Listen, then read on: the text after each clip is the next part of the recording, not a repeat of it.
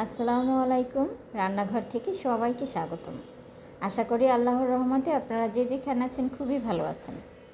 আজকে মিষ্টি কুমড়া রান্না করেছি চিংড়ি মাছ দিয়ে, একদম নিরামিষ না, কিন্তু মাছ কিন্তু আছে ছোটোখাটো। যাই হোক, আজকে একটা প্যানে তেল দিয়েছি পরিমাণ মতো, আর দিয়েছি চিংড়ি মাছ এবং পেঁয়াজ। এটা দিয়ে একটু ভালোভাবে নেড়ে চেড়ে নিচ্ছি।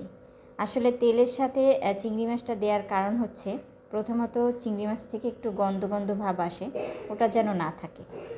তো যাই হোক, আমি এখন ভালোভাবে নেড়ে চেড়ে নিচ্ছি।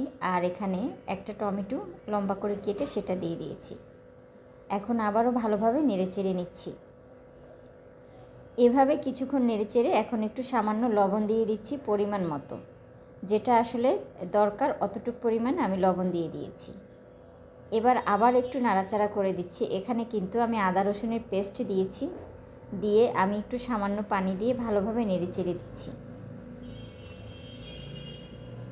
ভালোভাবে নেড়ে চেড়ে যখন তেলটা বের হয়ে আসবে, ওই পর্যায়ে আমি এখানে মিষ্টি কুমড়াটা দিয়ে দেবো। মিষ্টি কুমড়া আসলে বাসায় আগে তেমন একটা কেউ পছন্দ করতো না, তো এখন সবাই খেতে অনেক পছন্দ করে। মিষ্টি কুমড়া বলতে পাগল। আমার ছোটো মেয়েটা তো ভীষণ পছন্দ করে মিষ্টি কুমড়া। তো আমি কিন্তু সামান্য পানি দিয়ে এটা ভালোভাবে নেড়ে চেড়ে নিচ্ছি, কষিয়ে নিচ্ছি আর কি। তেলটা বের হওয়া পর্যন্ত অপেক্ষা করব।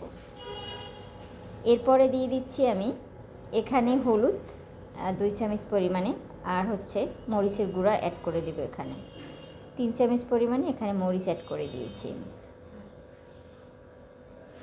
এখন আবারও আমি ভালোভাবে নেড়ে চেড়ে নিব। আসলে এভাবে মিষ্টি কুমড়া রান্না করে খেয়ে দেখবেন, ভীষণ ভীষণ মজা লাগে খেতে। আর চিংড়ি মাছ যদি সামান্যও দেন তারপরও কিন্তু অনেক ভালো লাগে। আর মিষ্টি কুমড়া আমার সবভাবেই ভালো লাগে। আপনার তেলে ভাজলে সেটাও মজা লাগে খেতে, গরম ভাতের সাথে। এর চেয়ে আর কিছু দরকার নেই।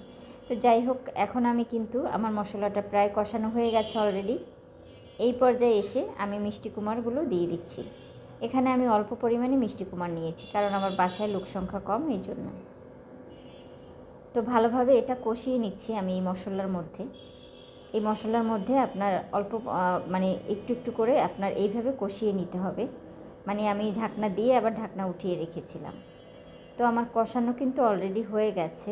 এখানে আমি এখন পানিটা অ্যাড করে দিচ্ছি।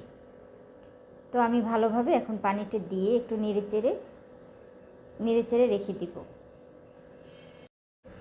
যখন বলক এসে যাবে, এই পর্যায়ে এসে ধনিয়া পাতাগুলো অ্যাড করে দেব। তো এখানে আমি কিন্তু টমেটো আবারও দিয়েছি, কিন্তু সেটা দেখাতে পারিনি, কারণ ভিডিওতে উঠাতে পারিনি। যাই হোক, আমার কিন্তু রান্নাটা প্রায় হয়ে গেছে, বলক এসে গেছে, আর ধনিয়া পাতাগুলো সবই সফট হয়ে গেছে। আর রান্নাটা একদম হয়ে গেছে, দেখতেই পাইতেছেন। অনেক মজা হয়েছে খাবারটা। আপনি গরম ভাতের সাথে এভাবে রান্না করে খেয়ে দেখবেন।